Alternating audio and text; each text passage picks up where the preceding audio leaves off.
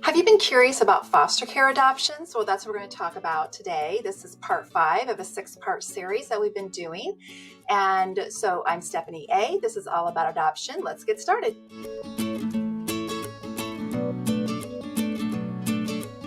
So foster care adoptions is where you adopt a child from foster care. So that's the kind of adoption that my husband and I did with our daughter when she was 8 years of age. She was available for adoption, so we adopted her straight from foster care.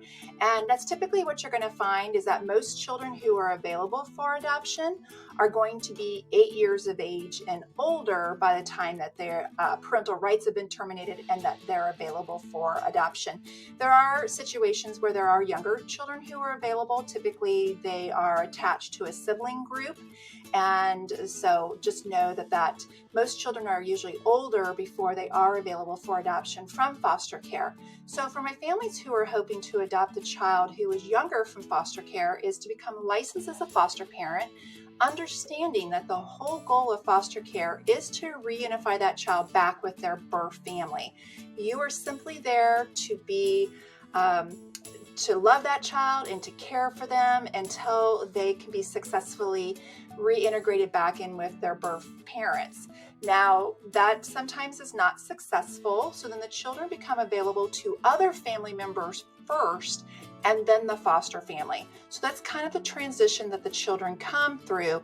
So when you become licensed as a foster parent with the hopes of adopting, just know that most of the children who come into your care, you will not be able to adopt. They will be reintegrated back with their birth family first before they would become available to be adopted by you. So that's important to know when you're looking at foster care adoptions. So generally when you adopt from foster care, you need to be at least 21 years of age to be able to become licensed as a foster parent to do the adoption process. Generally, when it comes to adopting from foster care, you'll end up adopting a child from your state. Now, occasionally, we've had families adopt children who are out of state in another state. That's pretty rare, but so travel is not as common.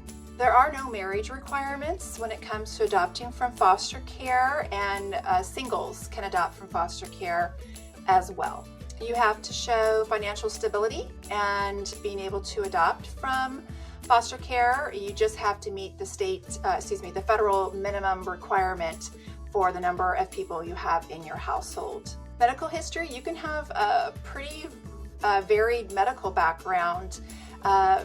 It's a little more flexible to be able to adopt from foster care when you've had medical history and also mental health history as well. Prior criminal history, generally a felony will disqualify you from doing a state foster care adoption. That's pretty much what I have found across the board. The age of the children are going to be newborn to 18 years of age, but generally you're going to find that children are, around 8 years of age and older. There are a lot of teenagers that are available for adoption from foster care because a lot of families aren't willing to adopt teenagers, and therefore, unfortunately, a lot of teenagers will age out of the foster care system before they're able to even be adopted by a family. You can choose the gender and the race of your child when you are adopting from foster care.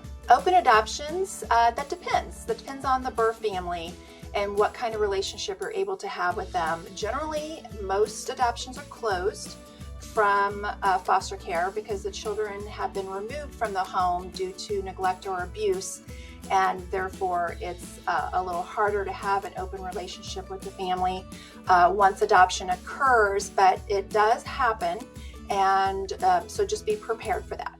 The wait time is really unknown. It's just, the right child entering your family at the right time or the right child being available for adoption that's a good fit for your family.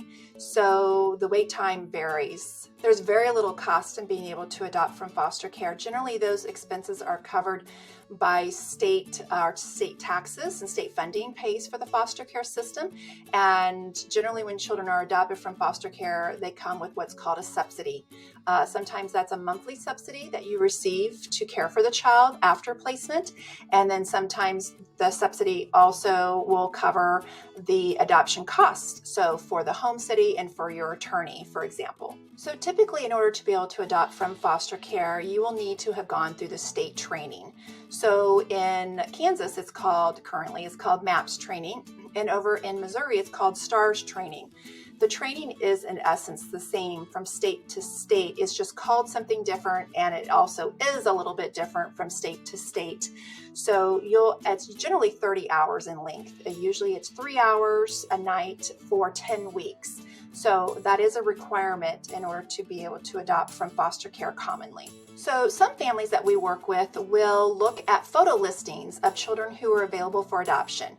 So Adopt US Kids is an example of a website that children who are generally free for adoption are available and haven't been adopted by their foster family become available to other families to look at to see if they're a good fit for their family.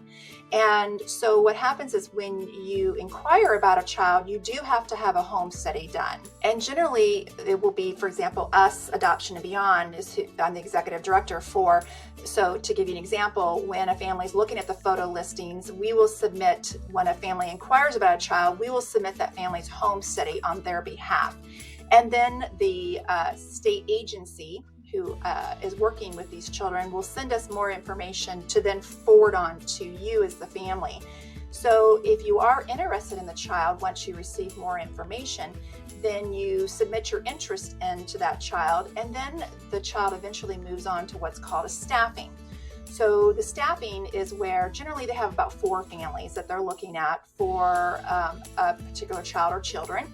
And it will be the staff in that room who will choose which family they think is the best fit for that child. So and then you start moving on with getting more information about the child and then having the child placed in your home, making sure the placement's going well, and then you can finalize your adoption.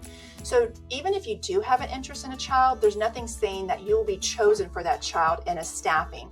So just know that when you enter this process, we don't know how long this is going to take because we don't know when your family is actually going to be selected for a specific child and considered for placement. So I hope you found that helpful. Next week, we're going to talk about international adoptions. So I look forward to seeing you next week as we wrap up our 6 Avenues of Adoption series. Thanks.